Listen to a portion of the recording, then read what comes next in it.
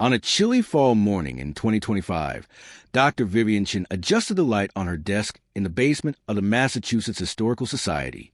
As the new curator in charge of the photo archives, she was working on a big project, digitizing and organizing thousands of portraits from a now-closed Blackwell studio. This studio used to be one of Boston's most respected photography businesses. Most of the photos were what you'd expect: serious family shots, stiff solo portraits, and formal images taken at weddings or graduations. Some were clearer than others, but nearly all showed people with blank or serious faces, which was common back when long exposure times made it hard to hold a smile. Then, something unusual caught Dr. Chen's attention. She came across a photo dated June 18, 1902. It showed a girl who looked about 12 years old, sitting in an elaborate chair in front of a painted background featuring classical columns. What stood out was that, unlike the others, she was smiling just slightly but clearly. It wasn't a big modern grin, just a gentle lift at the corners of her mouth that softened her formal pose. Dr. Chin took note of the photo's sharp quality and the writing on the back. Charlotte Winters, daughter of Dr. and Mrs. Edmund Winters, Beacon Hill. She was about to move on to the next image when something about Charlotte's look made her stop. Using a digital magnifier, Dr. Chin zoomed in on the girl's face. Despite the smile, there was something off about her eyes. They didn't match her expression, almost like she was worried or trying to say something without words. She called over her assistant. "Adam, take a look at this. What do you notice about her eyes?" Adam leaned in. "They don't go with the smile," he said. "She looks scared? Or like there's something she wants to tell us?" "Exactly," said Dr. Chun. "Now look at this." She pointed to reflection in Charlotte's pupils. Zoomed in, they could make out the faint outline of someone standing beside the photographer. The figure wasn't the photo itself, but it was there, reflected in Charlotte's eyes. That small detail sent Dr. Chun and Adam into research mode. They started digging into Charlotte Winters' background, using both the Historical Society's archives and public records. Adam soon found that the Winters family was well known in Boston. Charlotte's father, Dr. Edmund Winters, was an eye specialist with practice on Commonwealth Avenue. Her mother, Evelyn, was involved in local charity work and cultural groups. Charlotte had one younger brother, Frederick, born 3 years after her. City records confirmed the family's home was in Beacon Hill, which placed them comfortably in the city's upper middle class. Dr. Winters had finished medical school at Harvard in 1884 and built a strong reputation for his work treating eye conditions, especially with new surgical techniques. Then Dr. Chun discovered something else while going through a 1900 medical journal. Dr. Winters had written several articles about using photography to help diagnose eye diseases. At the time, that was cutting edge. Newspaper archives showed the Winters family regularly attended operas, charity events, and spent summers at their cottage in Nantucket. On paper, they seemed like a picture-perfect Edwardian-era family. Adam found Charlotte in old-school records, too. She went to the Winthrop School for Girls and did very well, especially in math and languages. The photo they had of her was taken at age 12, likely to mark the end of her primary school years before she moved on to secondary education. But after 1902, things got strange. Why does she disappear from the records after that? Dr. Chin asked. They noticed that while her parents and brother continued to appear in social pages and city documents, mentions of Charlotte faded away after that summer. The only clue was a short note in a September 1902 newspaper. Miss Charlotte Winters has been sent to Switzerland for her health and education, accompanied by her aunt, Mrs. Harriet Pembroke. For her health was often used as a polite cover for something else back then, Dr. Chin said. But what exactly? And why right after this photo was taken? The odd reflection in Charlotte's eyes remained unexplained, captured in a split second when the camera's shutter clicked. Hoping to find more answers, Dr. Chin and Adam turned to the studio's old business records, which had been saved with a photo collection. They dug through appointment books, letters from clients, and technical notes from the spring and summer of 1902. Then Adam found a key entry in a leather-bound schedule. It read, June 18, 1902, Charlotte Winters. 10:30 a.m. requested by Dr. Edmund Winters. Special lighting setup. That entry stood out. Most others just listed a name and time. A special lighting request was rare and suggested this session was different. Even more revealing was a notebook kept by the studio's founder, Thomas Blackwell. Known for pushing the boundaries of photography at the time, Blackwell kept detailed notes about his work. On June 18th, he had written, "Session with Charlotte Winters, daughter of Dr. Edmund Winters. Father asked for a unique lighting setup based on his own photo research. Also asked for unusual mirror placement to create specific reflections in the subject's eyes. Said it was related to his medical documentation techniques." Blackwell's next note added even more detail. He wrote that the girl looked uneasy during the session, but followed her father's instructions anyway. He took 6 photos, adjusting the mirrors each time. Afterward, Dr. Winters went straight into the darkroom, reviewed every negative himself, and chose only one to be printed. Blackwell added that it was an unusual session, but he didn't question it, especially since Dr. Winters was a respected client. "That explains a reflection," Dr. Chin said. "Those mirrors weren't for lighting alone. Dr. Winters wanted something very specific to show in Charlotte's eyes." But why would an eye doctor care about reflections in a portrait of his own daughter? Adam asked. Blackwell's notebook gave them more clues. Dr. Winters had visited the studio twice before the appointment to go over technical details, and once after pick up all the negatives himself. Another uncommon request. Most clients let the studio keep the originals in case they wanted reprints later. But Dr. Winters made sure nothing was left behind. He controlled everything, Dr. Chin said, and with his background in medicine and photography, the focus on Charlotte's eyes can be random. Maybe his medical work connects to what happened to her, Adam said. We should dig into that. They turned next to the Harvard Medical School archives, which kept the papers of former graduates, including Dr. Edmund Winters. With permission, Dr. Chin accessed the files, which included his research letters and lecture notes. Look at this, she said. He wasn't only an eye specialist. He was also interested in early psychiatric research, specifically how the eyes might reveal mental conditions. They found a series of medical articles he wrote between 1899 and 1902. In them, Dr. Winters claimed that tiny changes in the eyes, especially the pupils and iris, could be early signs of certain psychological disorders. He had even developed methods for photographing these changes as a form of diagnosis. Then they found a private letter from April 1902, marked confidential. In it, Dr. Winters told a colleague in Milan that he had started noticing symptoms in someone at home, symptoms he had only ever seen in patients before. He wrote that he had begun documenting the changes through photography and believed the condition might be hereditary. He was tracking someone in his family, Adam said. And the timing fits, Dr. Chin replied, 2 months before the portrait. Their suspicions grew stronger when they found a draft of an unpublished paper titled Photographic Documentation of Early Onset Perceptual Disturbances, a case study. The subject wasn't named, but the description was clear. Female, age 12, from an educated and socially respected family, with a family history of similar issues on the mother's side. The paper explained that the condition involved visual hallucinations that usually began in early teenage years.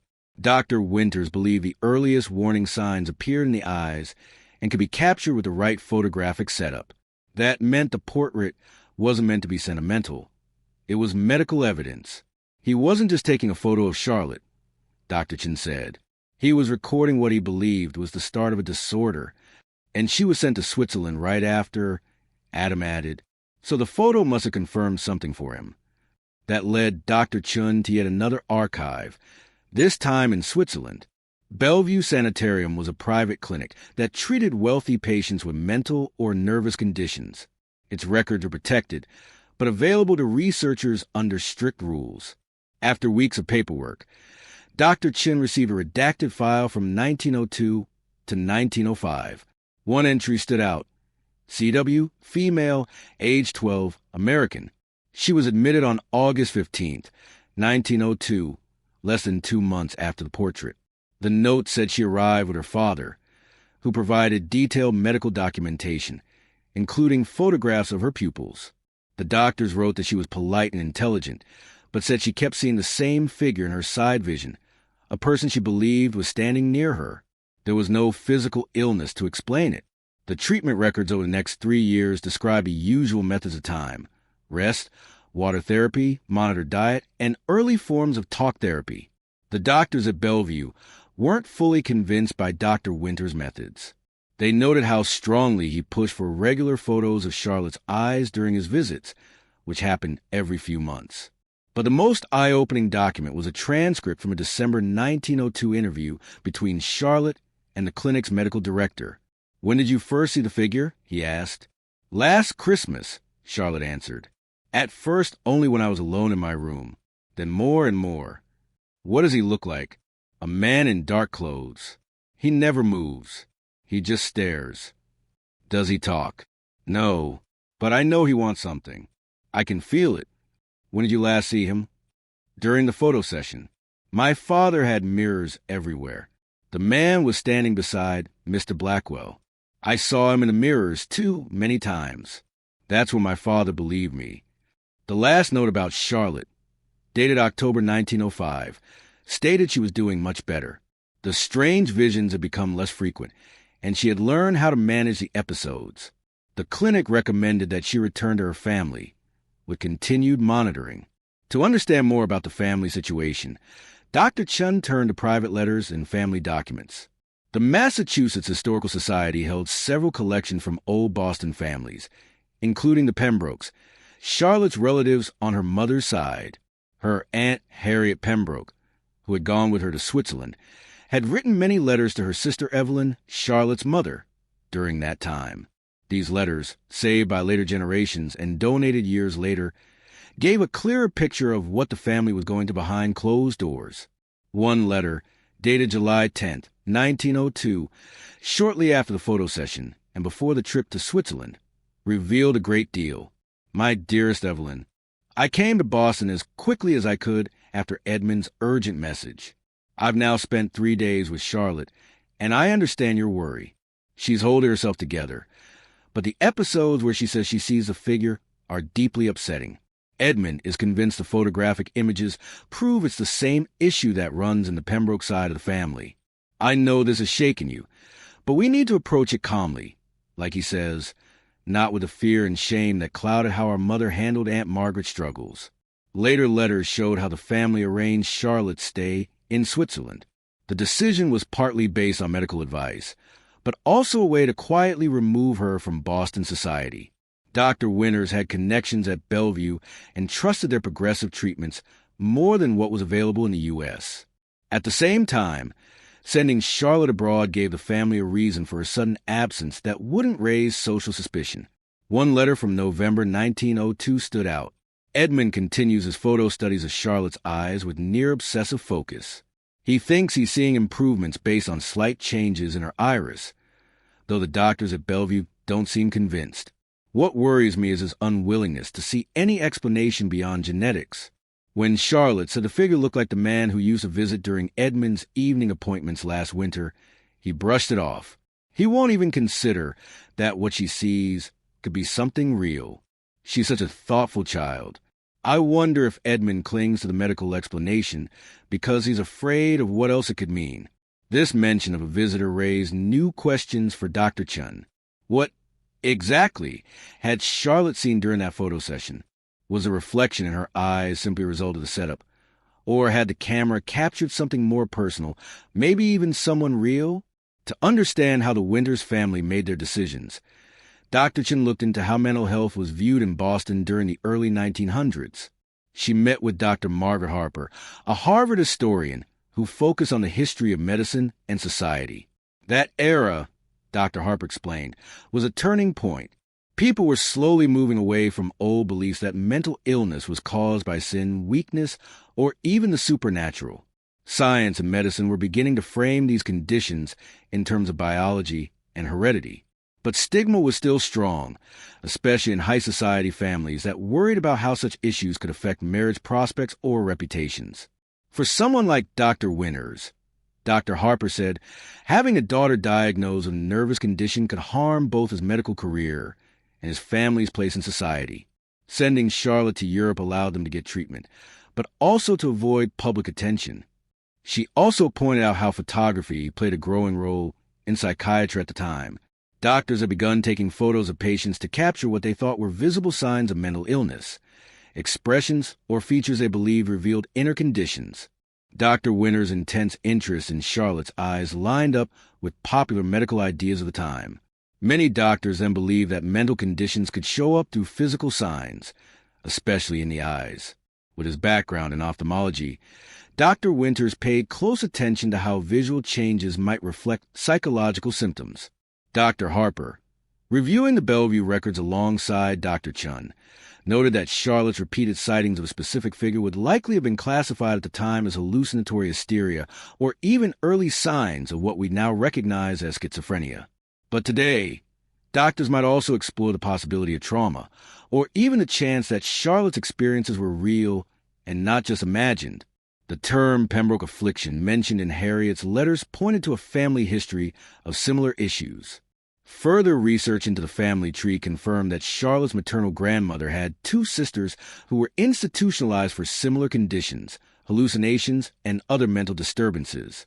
Dr. Winters was probably right that there was a hereditary factor, Dr. Harper said. But the way he focused only on biology shows the thinking of that era. She added that if something or someone in Charlotte's environment had triggered her visions, it might have been overlooked because it didn't fit his medical narrative. Charlotte came back to the U.S. in November 1905, after more than 3 years at Bellevue. Dr. Chin tracked her return through school records, society notes, and family documents. Rather than returning to the Winters' home on Beacon Hill, Charlotte went to live with her Aunt Harriet in Brooklyn. She enrolled in a small private school to finish her education. Publicly, it was described as a smart academic move, but it likely also served as a way to ease her back into normal life under her aunt's care. Charlotte did well in school, especially in art and science. By 1907, she began attending social events again, always with family present. In 1908, something significant happened. Dr. Edmund Winters published his long-awaited paper in a European medical journal about using photography to diagnose perceptual disorders. Although he kept the patient's identity anonymous, the paper included several close-up images of eyes, which experts reviewing them with Dr. Chin believed could very well be Charlotte's, taken during her years of treatment. Notably, the article didn't mention anything about the figures Charlotte saw. It focused only on physical signs, like changes in the iris, and how they related to unusual perceptions. Dr. Winters promoted his photographic technique as a groundbreaking diagnostic tool, but was vague about the nature of the symptoms it was meant to reveal. Charlotte, for her part, maintained the public version of her story. A short newspaper interview following her return to Boston described her strong academic background from Europe and her interest in new artistic styles.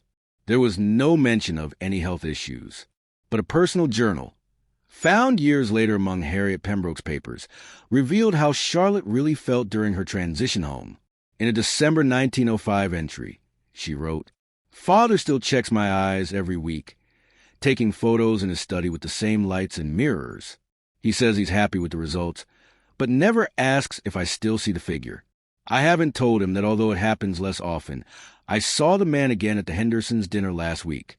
He was in the doorway, just watching like he used to. Father didn't notice. He was talking to Dr. Henderson. Aunt Harriet held my hand when I froze. Later, she said maybe what I see is real and just best not to mention around Father. She understands something he doesn't. Not every reflection is an illusion." This entry changed the direction of Dr. Chen's investigation. It hinted that the figure Charlotte saw wasn't purely imagined, and that someone in their real-world circle might be involved. That lead came from Adam, who brought over an old newspaper clipping. "I think I found him," he said, placing the yellowed article on Dr. Chen's desk. It was a short piece from the Boston Police Gazette in October 1906. The headline mentioned the arrest of a man named Richard Caldwell for stealing medical supplies and patient records. Caldwell had worked for several doctors, including Dr. Edmund Winters, between 1900 and 1902. He helped with office work and had occasionally taken medical photos. He was eventually fired for reasons that weren't made public.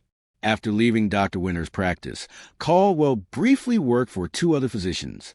But what stood out most was what police found when they searched his room. Adam read from the article.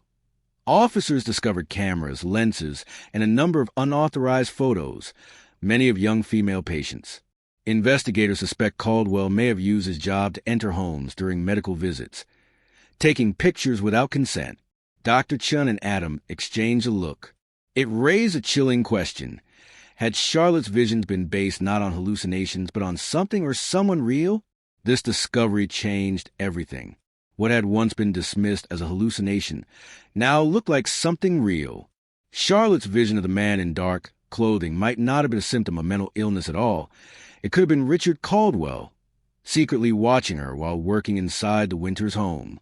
Since he had access during Dr. Winters' evening appointments, he could have easily gone unnoticed. Most striking of all, the newspaper article about Caldwell included a photo. He was thin, dressed in dark clothes, and his shape matched the faint silhouette seen in the reflection in Charlotte's 1902 portrait. Dr. Chin dug deeper and found court documents. Caldwell had been sentenced to 3 years in prison. His arrest took place in September 1906, just before Charlotte reappeared at social events in Boston. That timing made sense. Once Caldwell was out of the picture, Charlotte could return to public life without fear.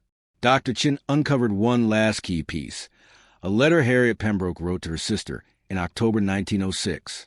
Even after Caldwell's arrest, Edmund won't consider the idea that Charlotte's visions might have been based in reality. Despite everything the police found, he's too committed to his medical theory to admit he was wrong. Maybe that's for the best. Charlotte has found peace in understanding what really happened.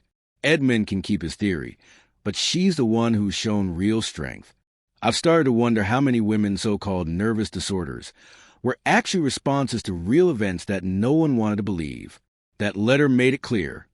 While Dr. Winters held on to his explanation, Harriet gave Charlotte the support she needed.